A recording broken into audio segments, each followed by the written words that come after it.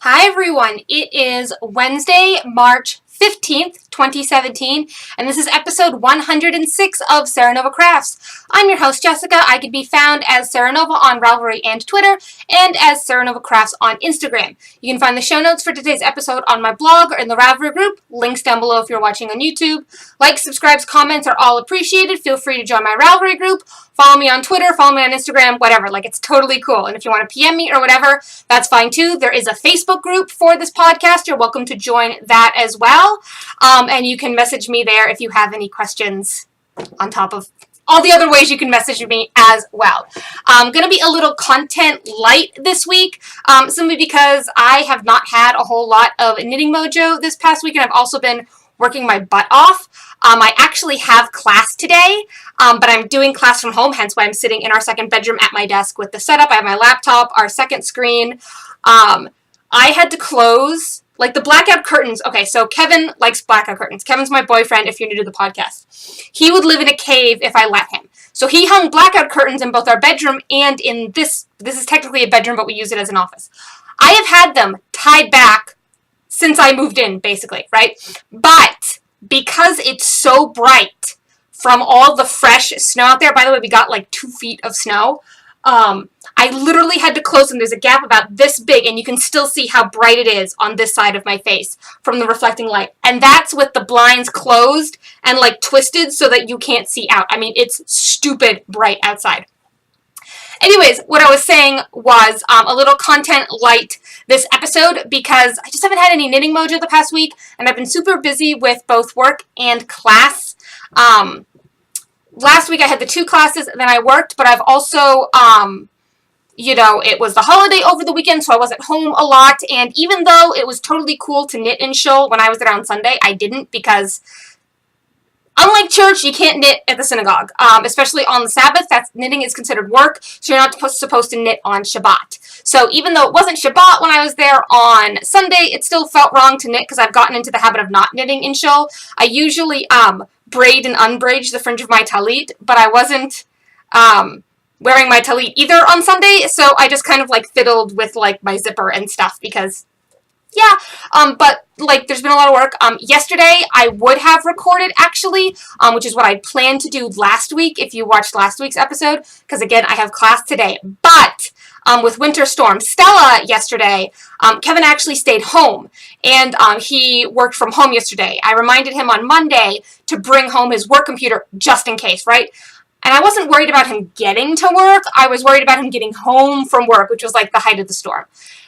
So he worked from home. So because of that, I didn't want to record and disturb him while he was working. Because, yeah, I could have shut that door, but at the same time, he probably could have still heard me because I talk pretty loud because I want the microphone to pick me up properly. Anyways, Winter Storm Stella, right? That happened.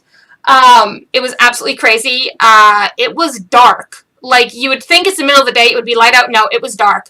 It finally tapered off around 6-ish, and we actually went outside and cleaned off our cars and dug them out. I then got partially plowed back in, but because I dug out the front of my car by a few feet, the window is actually pretty small, and I could probably just drive right over it if I wanted to. As for Purim, I will add the one picture I took at the end.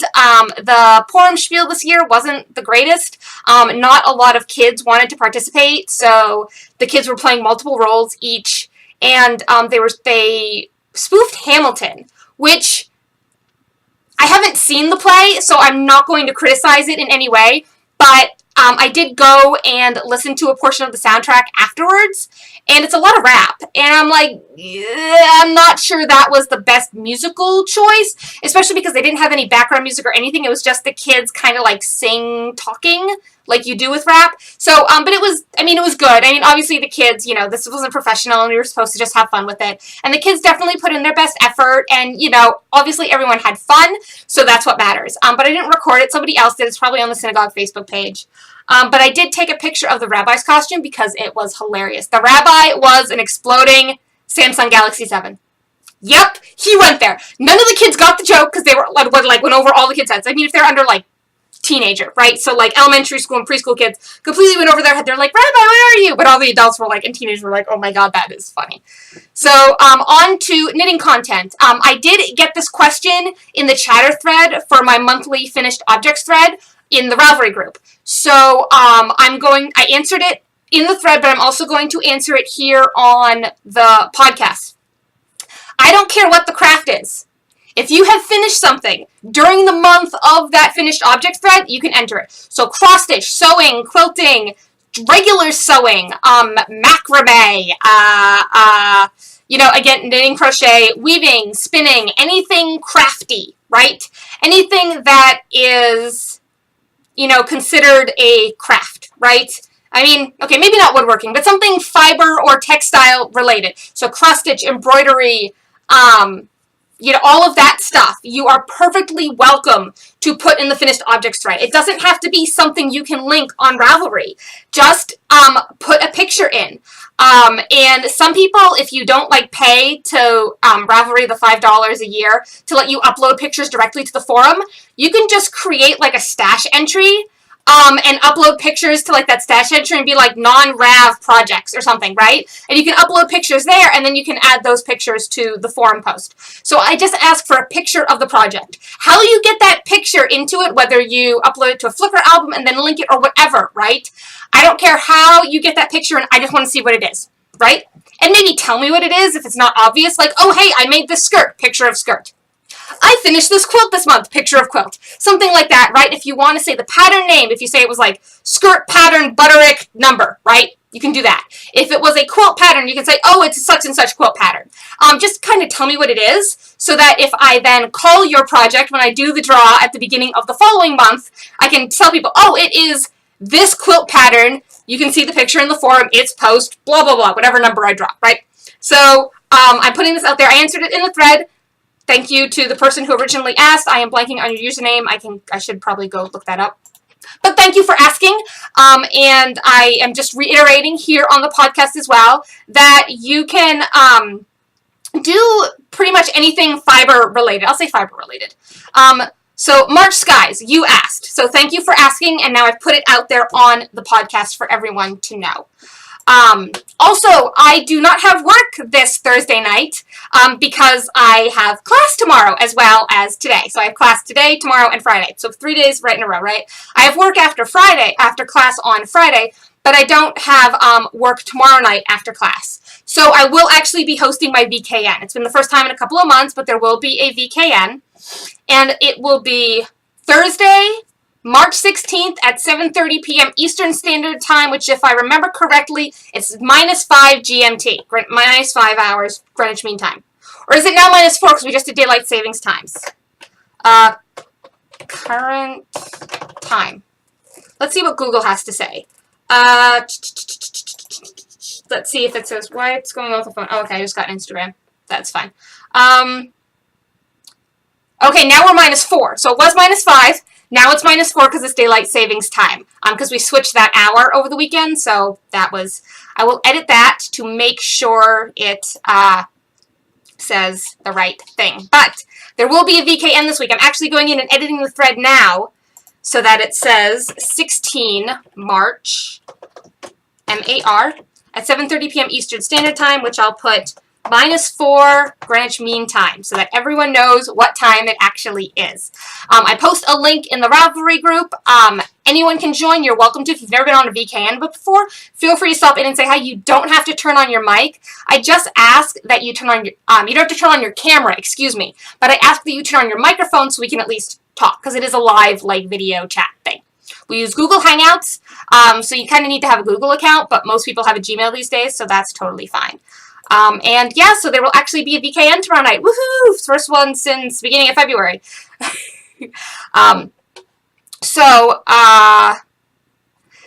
I did actually end up frogging my shine last week. You remember I showed that? It's that scarf knit on the bias. My friend Steph came over on Thursday, and I was showing it to her, and yeah, I decided to frog it because both of us were just like, it's not the pattern and it's not the yarn, but it's the combination of the two. And I simply wasn't enjoying that combination. So I will probably knit another shine at some point, but probably in more of a tonal instead of a variegated yarn, because I feel like that would be better.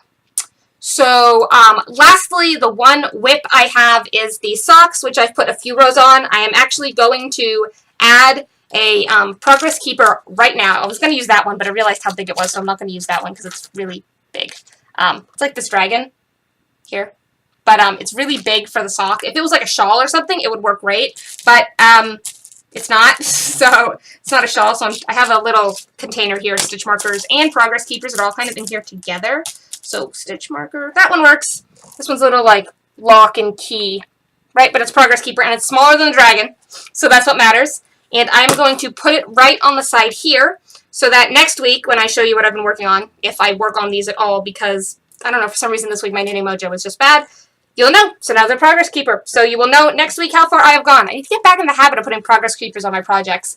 I kind of got out of the habit of doing that, but I really should get back into the habit. If you're wondering what the yarn is, it is Highland Handmaids in her Sugar Maple Sock in the colorway Co, or so, I don't know. It's COE, as you can see. And that is the information for the thing. It's Sugar Maple Sock, 75% superwash wool, 25% nylon, 425 yards. So that's what I'm using right now. There we go, I'm in focus. And I think that is just about it. I only have an hour for my break, and I've already spent 15 minutes doing this. So I'm going to say have a good week, everyone, and I will either see you next week when I record again, or I will see you tomorrow night on the VKN. Have a good one. Bye!